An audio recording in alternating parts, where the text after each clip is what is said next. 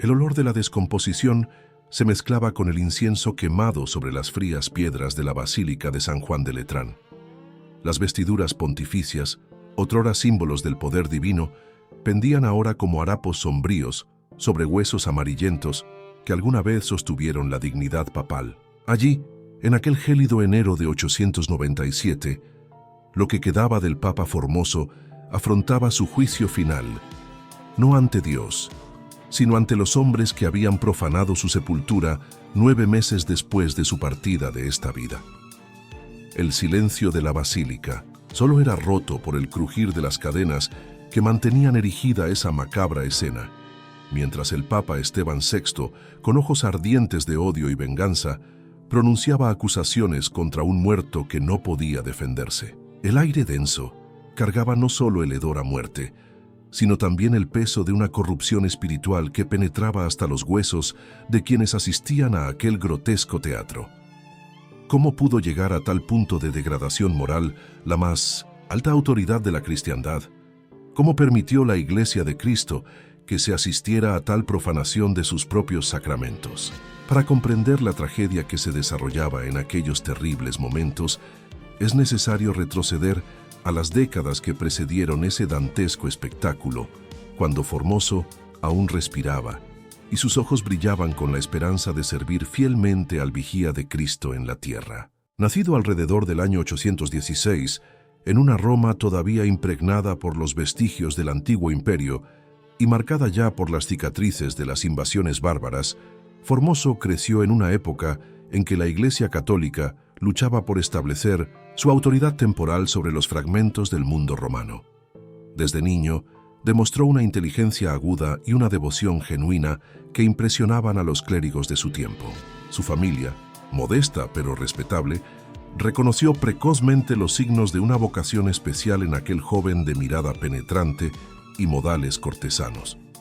Los primeros años de su formación eclesiástica transcurrieron en los monasterios romanos, donde el joven Formoso absorbía no solo conocimientos teológicos, sino también las complejas dinámicas políticas que regían la Santa Sede. Era un tiempo en que la línea entre lo sagrado y lo profano se volvía cada vez más tenue, y donde los papas debían ser a la vez pastores espirituales y hábiles estrategas políticos. El olor de los pergaminos antiguos se mezclaba con el aroma de las velas de cera de abeja que iluminaban las celdas monásticas donde Formoso pasaba largas horas estudiando textos patrísticos y decisiones conciliares. Sus manos delicadas, que un día sostendrían el báculo papal, se movían con gracia sobre las páginas manuscritas, absorbiendo cada palabra con la sed de conocimiento propia de los verdaderos hombres de Dios. Su ascenso en la jerarquía eclesiástica fue meteórico. Ordenado diácono a un joven, pronto llamó la atención del Papa Nicolás I, conocido por la firmeza con que defendía las prerrogativas papales frente a las interferencias del poder secular. Formoso mostraba una elocuencia natural que encantaba tanto a los fieles sencillos como a los eruditos de la curia romana.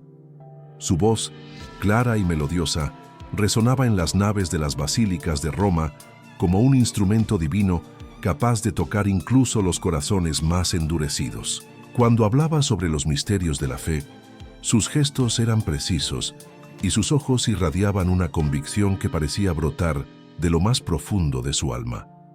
Incluso aquellos que discrepaban de sus posturas teológicas reconocían la sinceridad de sus convicciones y la pureza de sus intenciones.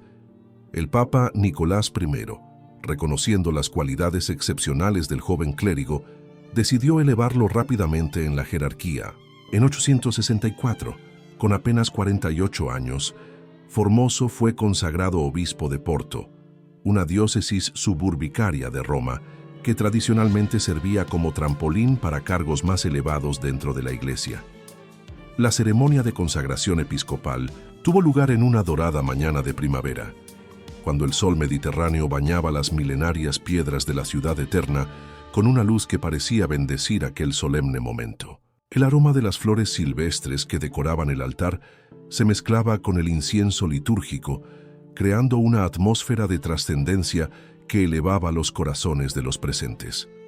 Formoso se arrodilló ante el altar mayor, sintiendo el peso de las manos episcopales sobre su cabeza y la unción sagrada que lo marcaría para siempre como sucesor de los apóstoles. Como obispo de Porto, Formoso demostró cualidades administrativas y pastorales que lo distinguían entre sus contemporáneos. Su diócesis, aunque pequeña, se convirtió en un modelo de organización eclesiástica y fervor religioso. Visitaba personalmente las parroquias más alejadas, caminando por polvorientas sendas bajo el sol abrasador del verano romano o enfrentando las gélidas lluvias del invierno. Sus vestiduras sencillas contrastaban con la ostentosa riqueza de muchos prelados de la época, y su frugal mesa era compartida con los pobres que llamaban a las puertas del palacio episcopal. Los fieles de Porto pronto aprendieron a reconocer el eco de sus firmes pasos, recorriendo los corredores de piedra de la catedral, siempre acompañados por el murmullo de sus oraciones privadas. Su reputación como hombre íntegro y pastor dedicado llegó rápidamente a oídos del Papa Juan VIII, sucesor de Nicolás I, quien enfrentaba desafíos políticos aún más complejos. Europa bullía en conflictos. Los normandos atacaban las costas, los sarracenos amenazaban el sur de Italia, y los reyes francos disputaban la herencia carolingia con una violencia que manchaba de sangre los campos de batalla. La Iglesia necesitaba hombres capaces de navegar esas turbulentas aguas sin perder de vista su misión espiritual.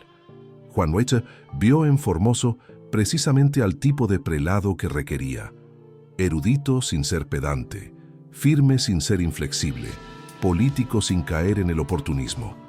Fue así que, en 869, el Papa Juan VIII confió a Formoso una de las misiones más delicadas de su pontificado: viajar a los reinos búlgaros para afirmar la supremacía romana sobre aquellas tierras recién cristianizadas que oscilaban entre la influencia de Roma y la de Constantinopla.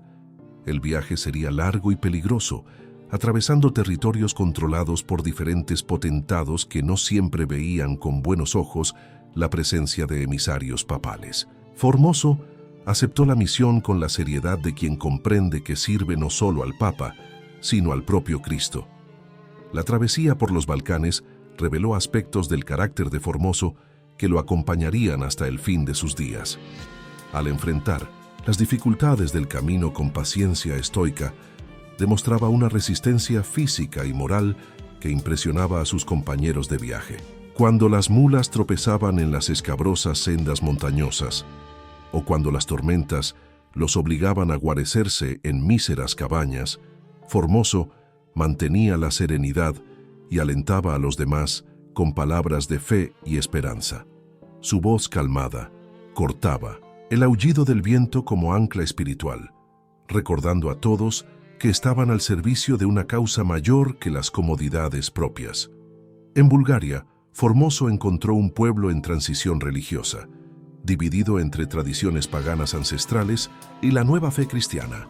Los olores de los sacrificios todavía humeaban en altares rurales, mientras las campanas de las primeras iglesias comenzaban a resonar por los valles montañosos. Era un mundo en formación, donde cada conversión representaba una victoria espiritual conquistada palmo a palmo, contra siglos de superstición. Formoso trabajó sin descanso para establecer una jerarquía eclesiástica sólida, ordenando a sacerdotes locales y fundando parroquias que servirían como faros de la fe cristiana en aquellas remotas tierras.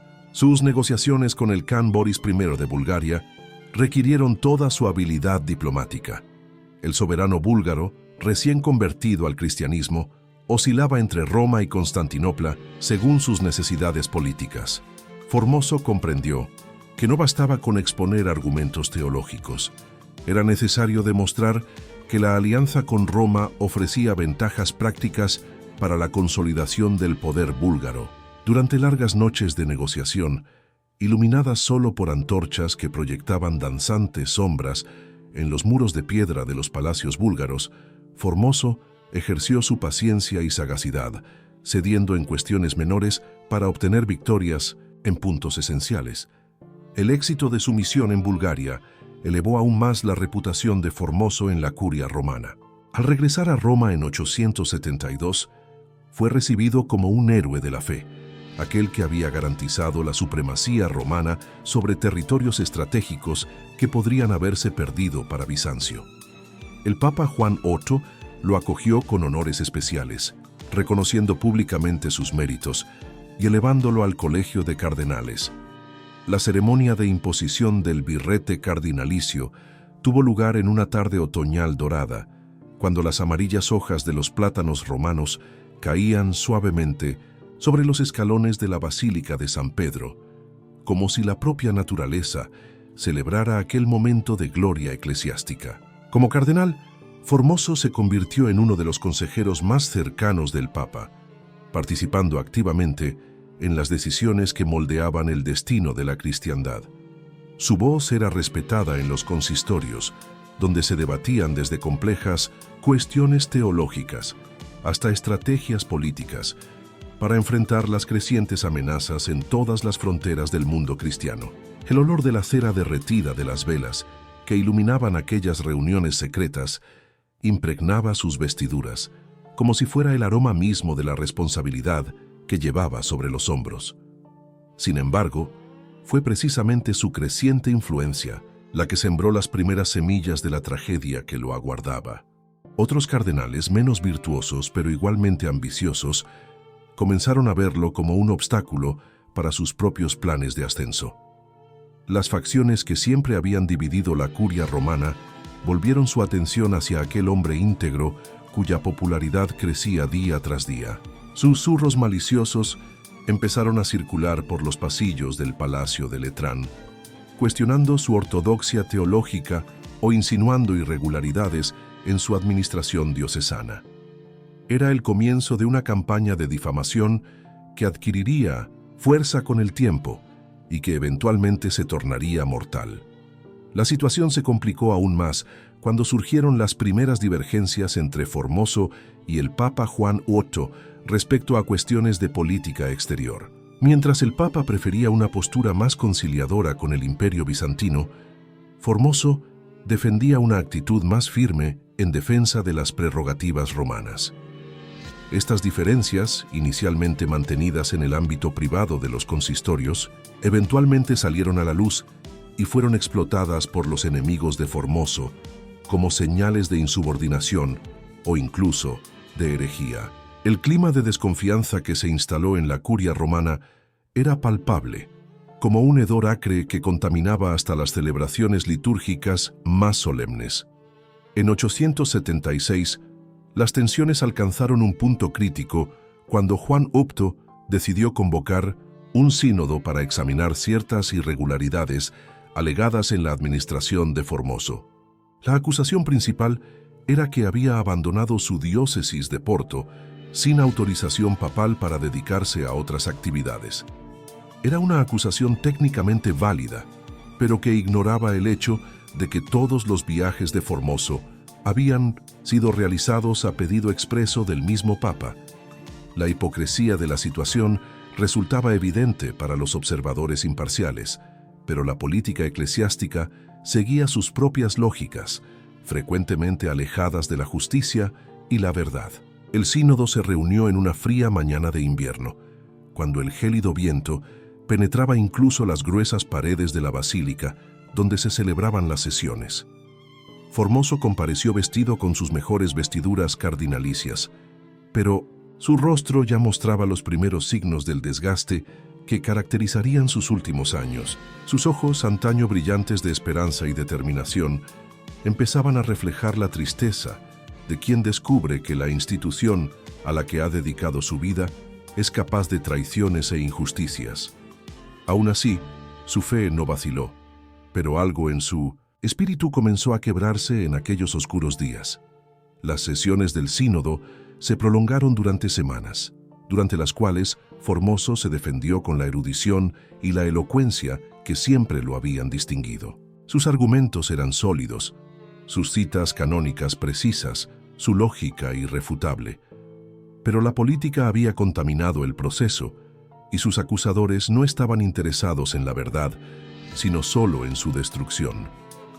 A cada día que pasaba, el cerco se cerraba más, y Formoso percibía que sus posibilidades de escapar ileso de aquella trampa disminuían progresivamente. El olor al miedo comenzó a mezclarse con el incienso de las celebraciones litúrgicas, creando una atmósfera opresiva que pesaba sobre todos los presentes. La sentencia, cuando finalmente llegó, fue devastadora. Formoso fue declarado culpable de abandono de sede y depuesto de todas sus dignidades eclesiásticas. Aún más cruel, fue excomulgado y desterrado de Roma, prohibido de ejercer cualquier función clerical. La lectura de la sentencia resonó por las bóvedas de la basílica como un toque fúnebre, y Formoso escuchó cada palabra con la serenidad de quien acepta el martirio. Sus manos, que temblaron ligeramente al recibir el documento que formalizaba su condena, pronto se fortalecieron en la certeza de su inocencia ante Dios. El exilio fue quizás la prueba más dura que Formoso afrontó en toda su vida. Expulsado de Roma como un criminal común, partió en una lluviosa mañana de primavera, cargando apenas un pequeño equipaje y la certeza de que estaba siendo castigado por crímenes que no había cometido. La lluvia golpeaba su rostro como lágrimas del cielo, y el ruido de sus pasos resonando sobre las mojadas piedras de la Vía Apia parecía un lamento que se extendía por toda la llanura romana. Detrás de él, las cúpulas de Roma desaparecían en la bruma matinal, quizás para siempre. Durante los años de exilio, Formoso encontró refugio en la corte del emperador Carlos el Gordo, quien lo acogió con la generosidad debida a un hombre injustamente tratado. Pero la vida en la corte franco no podía borrar la añoranza de Roma ni el dolor de la injusticia sufrida. Formoso se entregó al estudio y a la oración, preparándose espiritualmente para lo que el futuro le deparara. Sus noches eran largas vigilias, en las que meditaba sobre los misterios de la providencia divina y los tortuosos caminos por los que Dios conduce a sus elegidos. El silencio de los monasterios franceses, donde a veces se hospedaba, contrastaba dramáticamente con el bullicio de la Roma que había dejado atrás. Fue durante aquel periodo de exilio que Formoso desarrolló algunas de sus reflexiones teológicas más profundas. Privado del ejercicio activo del ministerio episcopal, EPC dedicó a la contemplación y a la producción intelectual. Sus escritos de esa época, lamentablemente perdidos, trataban la relación entre la justicia humana y la justicia divina, tema que su propia experiencia había vuelto dolorosamente relevante. Quienes lo conocieron durante el exilio atestiguaron una gradual transformación en su personalidad. Manteniendo su integridad moral intacta, desarrolló una profundidad espiritual que solo el sufrimiento puede otorgar. La muerte del Papa Juan Narto en 882 abrió nuevos horizontes para Formoso. Su sucesor, el Papa Marino I, tenía una visión diferente del caso y, presionado por figuras influyentes que reconocían la injusticia cometida, decidió revisar la condena. La rehabilitación de Formoso fue gradual y cuidadosa, pero firme. Primero vino la anulación de la excomunión y la autorización para regresar a Roma. Luego, la restauración de sus dignidades cardinalicias y, finalmente, el reconocimiento público de que había sido víctima de una conspiración política disfrazada de proceso canónico. El regreso a Roma fue triunfal. La población, que siempre había admirado a Formoso por su integridad y dedicación pastoral, lo recibió con demostraciones espontáneas de alegría y apoyo. El sonido de las campanas resonando por toda la ciudad eterna anunciaba no solo el regreso de un cardenal injustamente tratado, sino también la victoria de la justicia sobre la calumnia. Formoso caminaba por las calles familiares con pasos más lentos que antes, marcado por los años de sufrimiento, pero con el espíritu fortalecido por la prueba. Su cuerpo era frágil, pero su alma ya eterna. Reintegrado al colegio cardenalicio, Formoso retomó sus funciones con la misma dedicación de siempre, pero con una sabiduría adicional adquirida en el sufrimiento. Su experiencia de injusticia y exilio le enseñó lecciones preciosas sobre la naturaleza humana y los mecanismos del poder eclesiástico. Comprendía ahora mejor que nunca cómo la política puede corromper incluso a las instituciones más sagradas y cuán necesaria es la vigilancia constante para preservar la pureza de la misión evangelizadora de la Iglesia. Los últimos años del siglo IX estuvieron marcados por una rápida sucesión de papas, reflejo de la inestabilidad política que caracterizaba la época. Marino I murió tras poco más de un año de pontificado. Su sucesor, Adriano III, tuvo un reinado aún más breve. Esteban V logró mantenerse en el trono de Pedro solo unos años, pero también sucumbió a las presiones e intrigas que minaban constantemente la autoridad papal. Era como si la propia sede de Pedro estuviera maldita, incapaz de otorgar a sus ocupantes la estabilidad necesaria para ejercer eficazmente su misión espiritual. En medio de esa inestabilidad, la figura de Formoso ganaba cada vez más proyección. Su experiencia, su integridad probada en la adversidad y su competencia administrativa lo convertían en una opción natural para ocupar la cátedra de San Pedro cuando llegase el momento oportuno. Los cardenales que habían conspirado contra él años atrás habían muerto o perdido influencia, reemplazados por una nueva generación que reconocía sus méritos. La propia Iglesia parecía prepararse para ofrecerle la más alta reparación, la tiara papal que representaría el reconocimiento definitivo de su inocencia y virtudes. La muerte del Papa Esteban V, en septiembre de 891, creó finalmente la oportunidad que muchos esperaban. El cónclave reunido para elegir a su sucesor enfrentó las habituales presiones de las facciones políticas romanas, pero esta vez había un candidato que sobresalía claramente de los demás. Formoso había demostrado a lo largo de décadas de servicio poseer todas las cualidades necesarias para liderar la Iglesia en una época tan difícil. Su elección, cuando finalmente se concretó, fue recibida con alivio y esperanza por quienes deseaban ver a la Iglesia recuperar su dignidad y autoridad moral. La coronación papal de Formoso tuvo lugar en una luminosa mañana de octubre, cuando el otoño romano pintaba de dorado las hojas de los plátanos que sombreaban los atrios de las basílicas. El aroma de las flores que adornaban el altar se mezclaba con el incienso litúrgico, creando una atmósfera de fiesta y solemnidad que hacía mucho no se veía en Roma.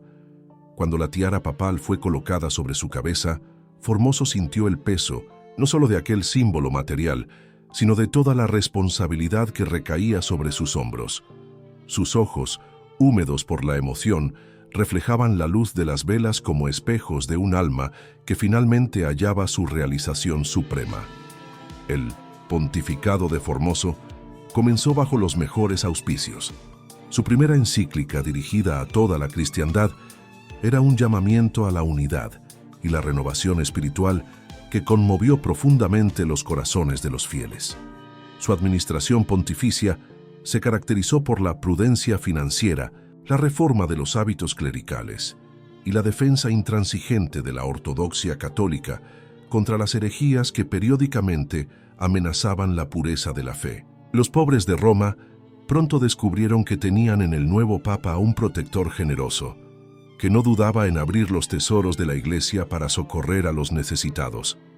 Pero la estabilidad y prosperidad del pontificado de Formoso despertaron inevitablemente la envidia y la hostilidad de quienes prosperaban en el desorden y la corrupción. Las familias aristocráticas romanas, acostumbradas a manipular papas débiles para sus propios intereses, encontraron en Formoso un adversario formidable que no se dejaba intimidar ni corromper. Sus reformas administrativas afectaron intereses consolidados y su integridad moral constituía una implícita censura a los disolutos hábitos de muchos clérigos y laicos influyentes. La oposición a Formoso cristalizó en torno a la familia Spoleto, una de las más poderosas dinastías de la aristocracia italiana, que controlaba extensos territorios en el centro de la península y aspiraba a extender su influencia también sobre el Estado pontificio. Guido de Spoleto y su hijo Lamberto se consideraban los verdaderos señores de Italia y no toleraban la independencia de un papa que se negaba a ser su marioneta. La tensión entre el Vaticano y Spoleto aumentaba día tras día, alimentada por incidentes menores que se acumulaban como leña seca a la espera de una chispa para encenderse en incendio. El conflicto estalló cuando Formoso se negó a coronar a Lamberto como emperador de Occidente, dignidad que los Spoleto consideraban por derecho hereditario. La coronación imperial era prerrogativa exclusiva del Papa, y Formoso no estaba dispuesto a conferir legitimidad religiosa a un pretendiente que juzgaba indigno. Lamberto, conocido por su crueldad y excesos, no merecía la corona imperial. Entregarle esa legitimidad habría sido equivalente a arrojar al cordero en manos de los lobos.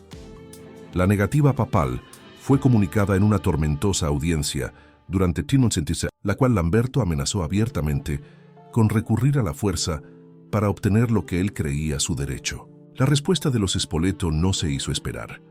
Tropas armadas empezaron a concentrarse en los alrededores de Roma, y agentes de la familia se infiltraron en la ciudad para preparar una eventual ocupación militar.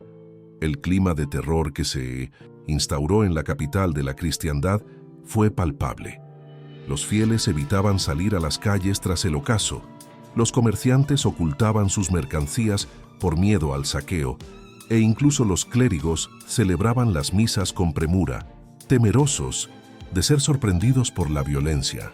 Roma parecía una ciudad sitiada, donde cada sombra podía ocultar a un enemigo y cada ruido nocturno presagiar el inicio de la matanza.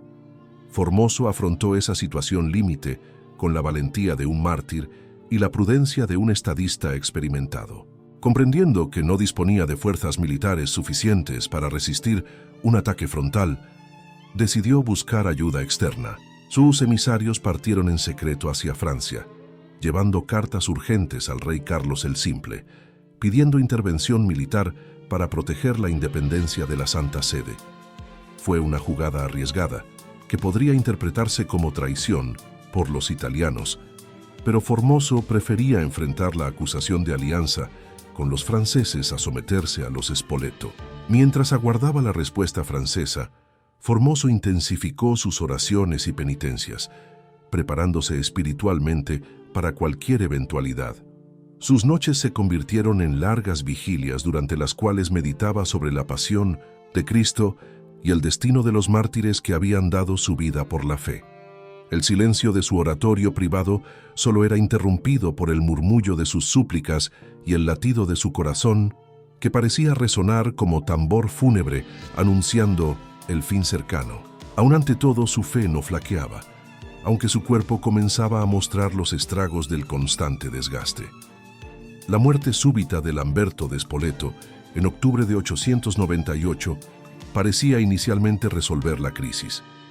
El joven príncipe, que había amenazado la independencia papal, sucumbió a una fiebre repentina que los médicos de la época no supieron diagnosticar ni curar. Su fallecimiento fue interpretado por muchos como un castigo divino por la impiedad mostrada contra el vigía de Cristo, y Formoso llegó a albergar la esperanza de que la providencia había intervenido para proteger a la Iglesia.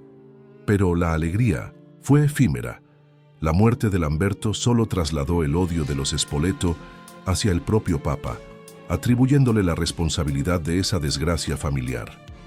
La viuda de Lamberto, Ageltrude, mujer de férrea determinación y ambiciones desmedidas, asumió el liderazgo de la facción antipapal con una determinación que superaba incluso la de su difunto esposo. Consideraba a Formoso directamente responsable de la muerte de Lamberto, bien por negarle la coronación imperial que deseaba, bien por haber invocado supuestas maldiciones divinas contra él. Su sed de venganza se transformó en una obsesión que consumiría los últimos meses de vida del pontífice y continuaría cobrando víctimas incluso tras su fallecimiento. Los últimos meses del pontificado de Formoso se vieron marcados por una profunda tristeza que se reflejaba en su semblante y gestos. Aquel hombre que había afrontado con serenidad el exilio y la persecución parecía ahora encorvado bajo el peso de presiones que ya no podía soportar. Sus homilías dominicales, antes elocuentes e inspiradoras, se convirtieron en melancólicas meditaciones sobre la fragilidad de la condición humana y la inevitabilidad de la muerte.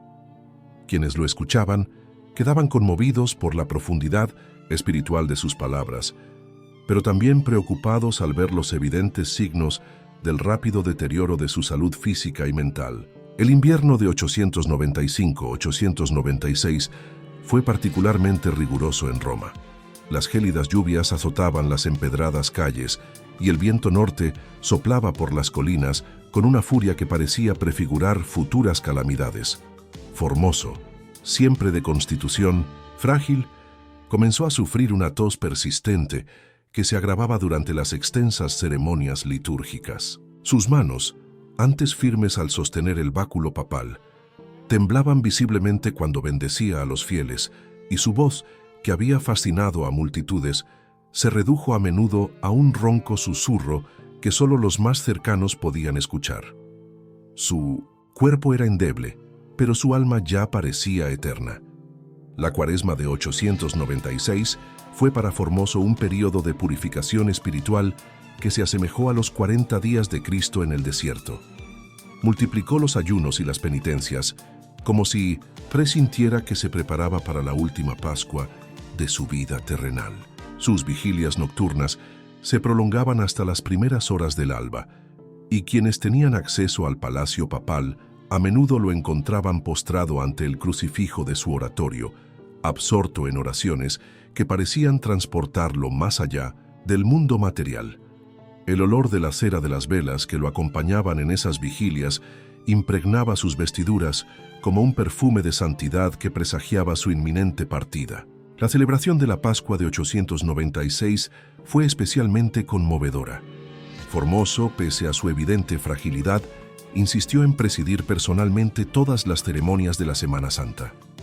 El Jueves Santo, al lavar los pies de 12 pobres romanos, sus lágrimas se mezclaron con el agua del recipiente, como si reviviera con intensidad los gestos de Cristo. El Sábado Santo, durante la prolongada vigilia pascual, su voz temblorosa entonó el Exultet con tal emoción que muchos sintieron que aquella sería su última proclamación de la resurrección del Señor.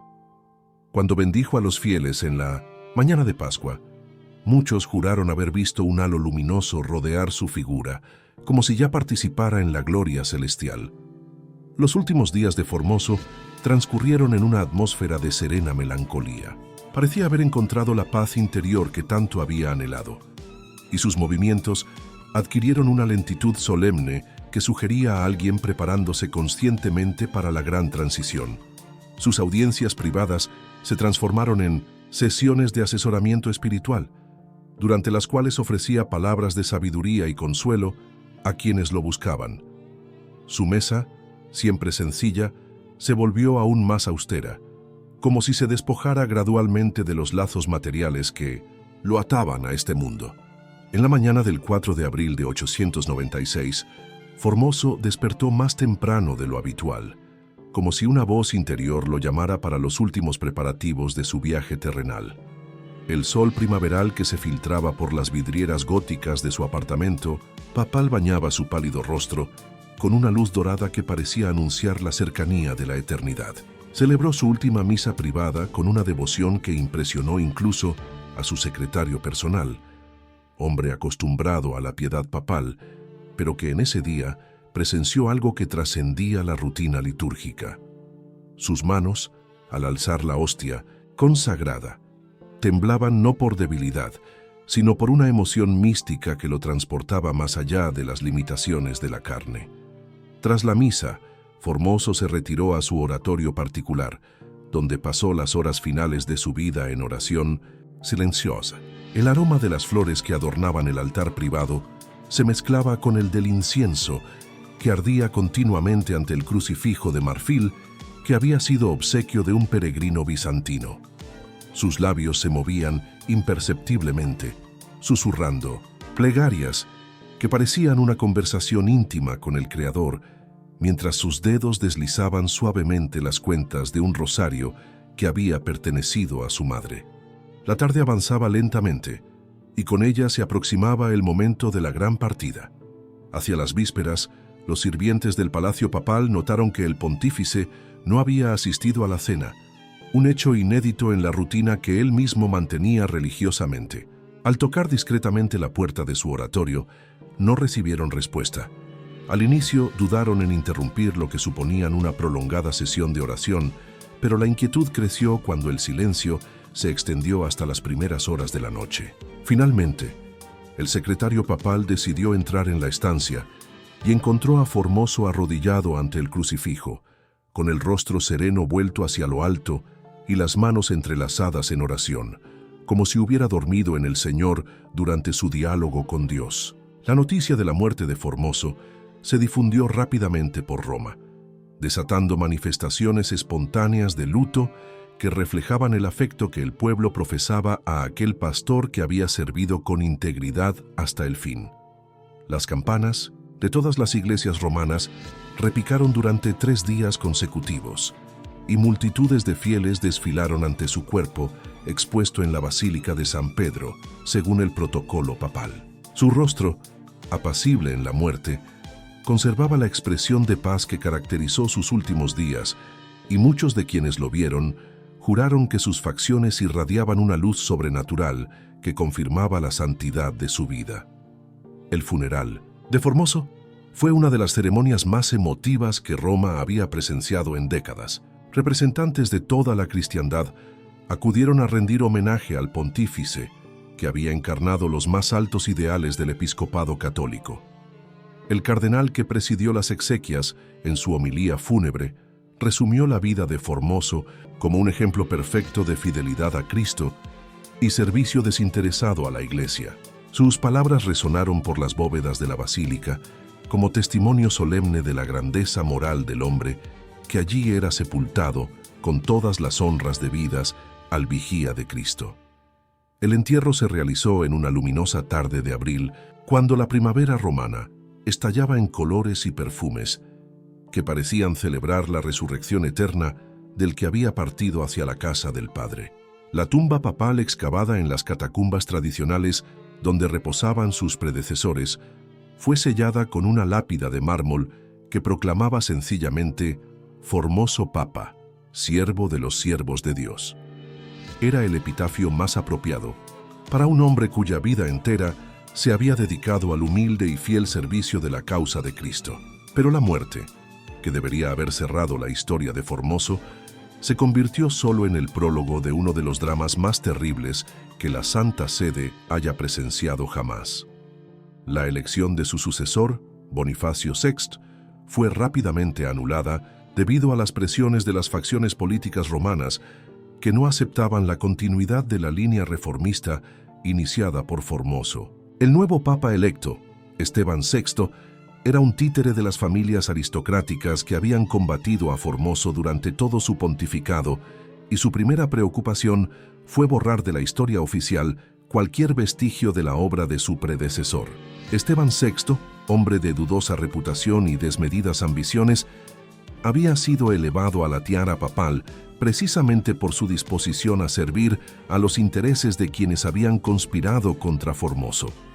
Su elección estuvo rodeada de irregularidades que escandalizaron a los observadores más atentos, pero el uso de la fuerza acalló las voces disidentes. Roma, que había llorado la muerte de Formoso, presenció ahora en aterrador silencio la ascensión de un hombre que encarnaba todo aquello que el Papa difunto había combatido: la corrupción, la simonía, la subordinación de lo sagrado a intereses puramente mundanos.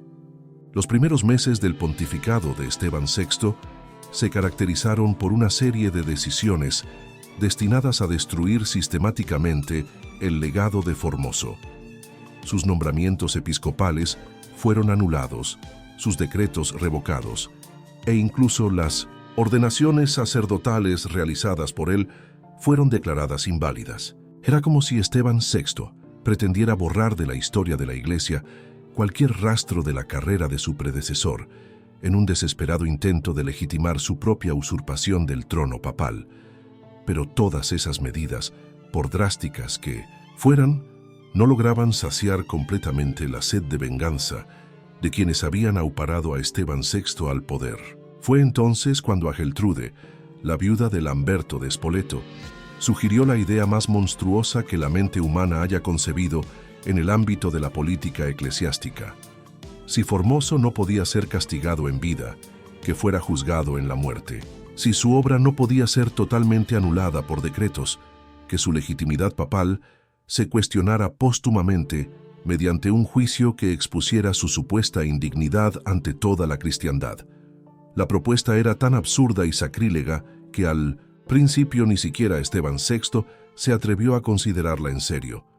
Pero la presión constante de sus aliados políticos y la promesa de cuantiosos beneficios acabaron por convencerlo de perpetrar lo impensable. La decisión de exhumar el cuerpo de Formoso y someterlo a juicio se tomó en una reunión secreta celebrada en el palacio de una de las familias aristocráticas que controlaban Roma. Los conspiradores de aquel sacrílego acto fueron hombres que habían perdido todo sentido de decencia y respeto por lo sagrado, impulsados únicamente por la codicia y la sed de poder. El plan se trazó con minucioso detalle. El cuerpo sería exhumado en secreto durante la noche, ataviado con vestiduras pontificias y colocado en un trono en la basílica para ser formalmente acusado y juzgado como si aún estuviese vivo. Era una farsa tan grotesca que desafiaba cualquier concepción civilizada de justicia y dignidad humana. La exhumación tuvo lugar en una tempestuosa noche de diciembre de 896, cuando el viento aullaba por las colinas romanas como un lamento por los pecados que se cometían. Un grupo de hombres enmascarados, amparados por las tinieblas y la complicidad de las autoridades, descendió a las catacumbas papales con palas y picos, profanando la santidad de aquel lugar consagrado por los siglos como descanso eterno de los sucesores de Pedro. El olor de la descomposición que emergió al violar la tumba se mezcló con el hedor de las antorchas que alumbraban aquella dantesca escena, creando una atmósfera de horror capaz de estremecer a cualquier corazón aún sensible a la piedad cristiana. El cuerpo de Formoso, tras 9 meses de sepultura, había sufrido las transformaciones naturales de la muerte, pero conservaba suficiente forma humana para ser reconocido y vestido con las vestiduras pontificias que le habían sido retiradas en el momento de su muerte. Los profanadores llevaron a cabo su macabra tarea con una frialdad profesional que sugería que habían sido seleccionados cuidadosamente para tan repugnante cometido. Cuando terminaron, arrastraron a hurtadillas el cadáver papal hasta la basílica de San Juan de Letrán, donde se montó el escenario de la farsa judicial más abominable en la historia de la Iglesia. La preparación de la basílica para el juicio requirió una puesta en escena elaborada que convirtió el templo sagrado en un teatro del absurdo. El cuerpo de Formoso fue colocado en un trono especialmente habilitado, sostenido por cadenas que lo mantenían en una posición que simulaba la vida. Sus vestiduras pontificias, ajustadas con cuidado, cubrían parcialmente el estado de descomposición, pero no podían ocultar por completo el horror de la situación. El hedor insoportable que emanaba del cadáver fue parcialmente enmascarado por cantidades excesivas de incienso, pero la combinación de ambos olores creaba un ambiente irrespirable que transformaba la permanencia en el lugar en una tortura física, además de la inmensa ofensa moral. Esteban VI, ataviado con sus mejores vestiduras pontificias, asumió el papel de acusador principal en aquella farsa. Su voz, alterada por la emoción y el alcohol que había ingerido para atreverse a frente al cadáver, resonaba por las bóvedas de la basílica como el aullido de una hiena sobre un cadáver.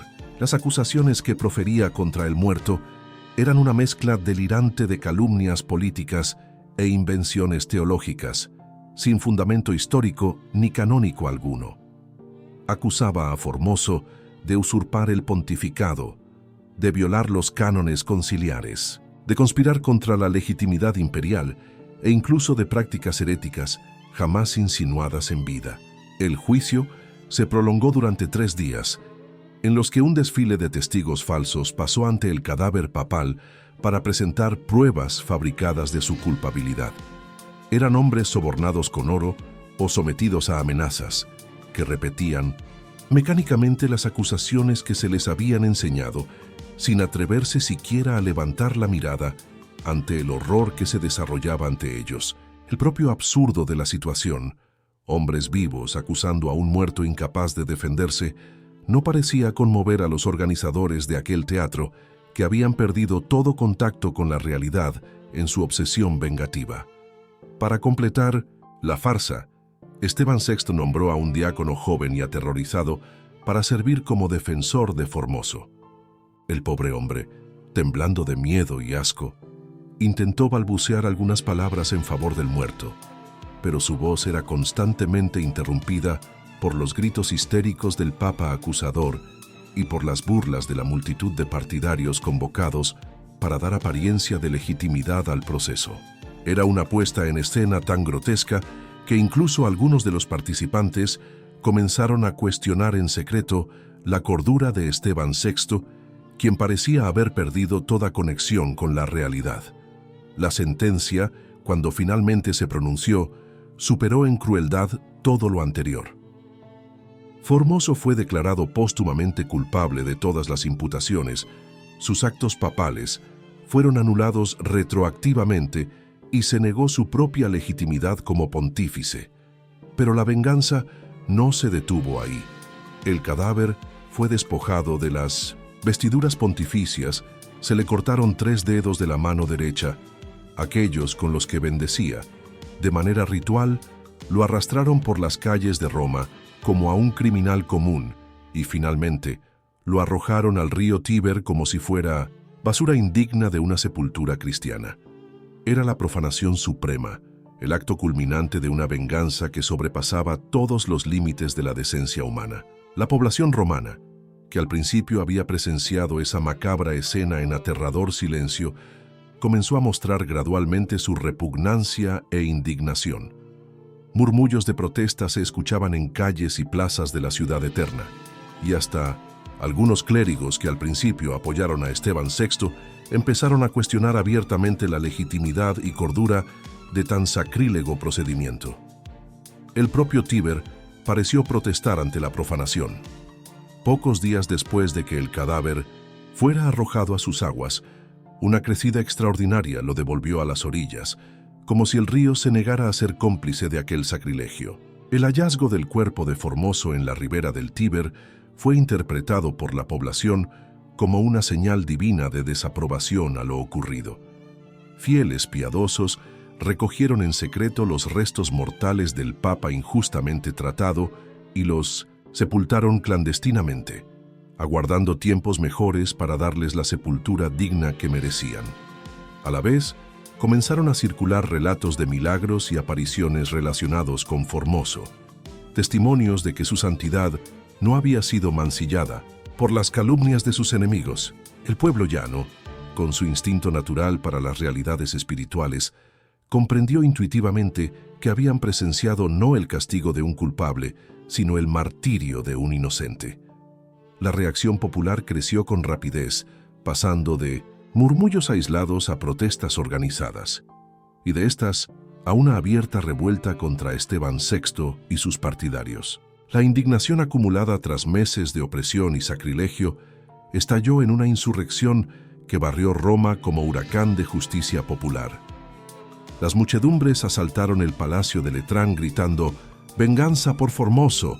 y exigiendo castigo para quienes habían cometido aquella profanación. Esteban VI, que había juzgado un cadáver con tanta arrogancia, se vio ahora juzgado por los vivos, y el terror que inspiró en otros se volvió contra él con fuerza multiplicada. La caída de Esteban VI fue tan dramática como había sido ignominiosa su ascensión. Depuesto por la revuelta popular, fue encerrado en las mazmorras del castillo Sant'Angelo, donde murió en circunstancias misteriosas que sus enemigos atribuyeron a la justicia divina y sus partidarios a un asesinato político. Su pontificado, que apenas duró 2 años, dejó como único legado una mancha de infamia que oscurecería para siempre la historia de la Santa Sede. Aquello que el mundo intentó borrar se volvió eterno en la memoria de los hombres como ejemplo supremo de la degradación moral a la que pueden llegar quienes subordinan lo sagrado a intereses mundanos. El sucesor de Esteban VI, el Papa Romano, tuvo como primera tarea reparar en la medida de lo posible los daños causados por aquel desastroso pontificado.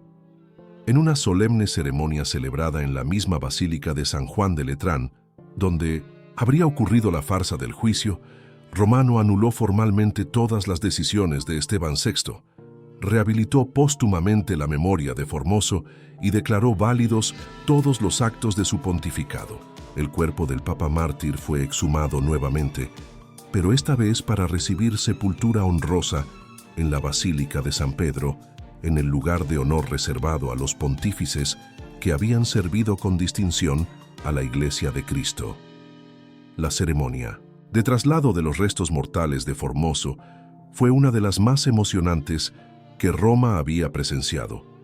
Multitudes de fieles siguieron el cortejo fúnebre cantando himnos de alabanza y portando velas encendidas que transformaron las calles de la ciudad en una luminosa procesión de reparación y fe.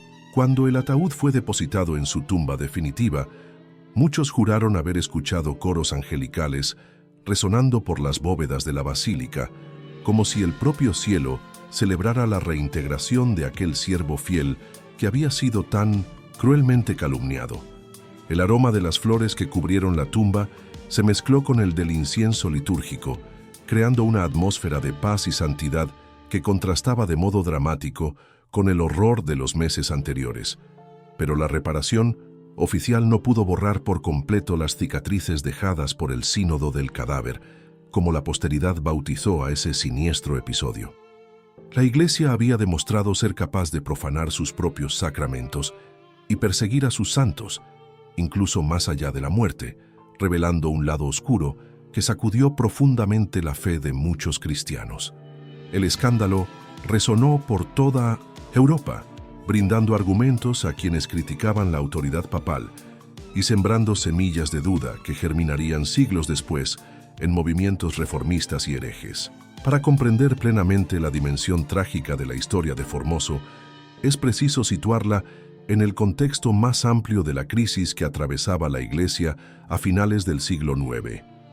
El período que los historiadores denominan Saeculum Obscurum, siglo oscuro, se caracterizó por la progresiva subordinación de la autoridad espiritual a los intereses políticos de las familias aristocráticas romanas. El papado, que debía ser faro moral de la cristiandad, se convirtió con frecuencia en una pieza en el juego de ajedrez de las rivalidades dinásticas, y muchos pontífices fueron elegidos no por sus virtudes espirituales, sino por su utilidad política para los grupos dominantes. En ese contexto, la figura de Formoso adquiere un relieve especial como ejemplo de resistencia a la corrupción generalizada. Su empeño por mantener la independencia y la dignidad del cargo papal, incluso al precio del enfrentamiento con los poderes establecidos, representa un momento de luz en un periodo dominado por la oscuridad de la decadencia moral. Su tragedia personal simboliza la tragedia más amplia de una institución divina corrompida por pasiones humanas, pero también demuestra que, incluso en las épocas más sombrías, siempre existen hombres dispuestos a pagar el precio supremo por la fidelidad a los principios cristianos. La persecución que Formoso sufrió en vida y la profanación que aquejó a su cuerpo tras la muerte constituyen un paralelo impresionante con la pasión de Cristo, también perseguido por los poderosos de su tiempo y cuyo cuerpo fue objeto de disputas tras su muerte. Como Cristo, Formoso fue traicionado por quienes debían haber sido sus aliados, abandonado por discípulos cobardes, juzgado por tribunales corrompidos y ejecutado simbólicamente como un criminal. Y, como Cristo, su aparente derrota se transformó en victoria espiritual, y su nombre fue finalmente vindicado por la justicia divina que obra a través de la historia humana. La ironía suprema de la historia de Formoso radica en que sus enemigos, al perseguirlo con tanto odio y profanar su cadáver con tal crueldad, acabaron por inmortalizar precisamente aquello que pretendían destruir. Si Formoso hubiera muerto pacíficamente y hubiera sido olvidado, como tantos otros papas medievales, su memoria se habría perdido en las brumas del tiempo. Pero la monstruosidad del sínodo del cadáver garantizó que su historia se recordara a través de los siglos como el ejemplo supremo de la persecución de la virtud por la maldad y como testimonio de la capacidad humana para el bien, y para el mal en sus formas más extremas. El legado espiritual de Formoso trasciende ampliamente las circunstancias específicas de su época y su tragedia personal. Él representa a todos aquellos que, a lo largo de la historia, eligieron la fidelidad a principios morales, incluso cuando esa elección implicaba sufrimiento y persecución. Su vida demuestra que la integridad personal tiene un precio, pero que ese precio vale la pena para quienes comprenden que existen valores superiores a la propia vida. Su muerte prueba que ni siquiera la muerte física puede destruir el testimonio de quienes vivieron conforme a sus convicciones más profundas. La dimensión profética de la figura de Formoso se hace evidente cuando se considera que su lucha contra la corrupción eclesiástica anticipó en siglos los grandes movimientos reformistas que sacudirían a la Iglesia medieval. Su insistencia en la independencia de la autoridad espiritual respecto a los poderes temporales prefiguró las luchas entre papado e imperio que marcarían los siglos siguientes. Su defensa de la ortodoxia doctrinal frente a las presiones políticas anunció los grandes debates teológicos que definirían la identidad católica en épocas posteriores. En muchos aspectos, Formoso fue un hombre adelantado a su tiempo, pagando el precio de la incomprensión de sus contemporáneos. La rehabilitación póstuma de Formoso no fue solo un acto de justicia histórica, sino también una afirmación de principios que trascienden la coyuntura de su época. Al anular las decisiones de Esteban VI y restaurar la honra de Formoso, la Iglesia reconoció implícitamente que existen límites para el relativismo moral y que ciertas acciones son objetivamente malas. Sin importar las justificaciones políticas que se invoquen, ese reconocimiento, tardío pero inequívoco, de la injusticia cometida contra Formoso representó la victoria de la conciencia moral sobre los intereses partidistas.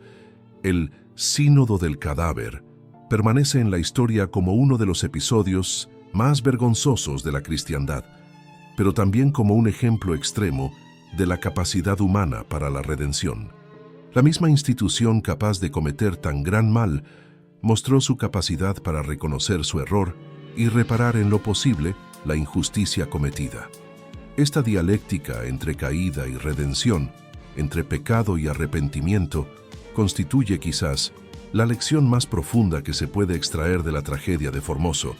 Incluso en las instituciones más corrompidas, siempre existe la posibilidad de regeneración moral, siempre que haya hombres valientes dispuestos a pagar el precio de la reforma. La figura de Formoso sigue desafiando las conciencias contemporáneas con preguntas que continúan de plena actualidad. ¿Hasta dónde debemos llegar en la defensa de nuestros principios? ¿Qué precio estamos dispuestos a pagar por la integridad moral?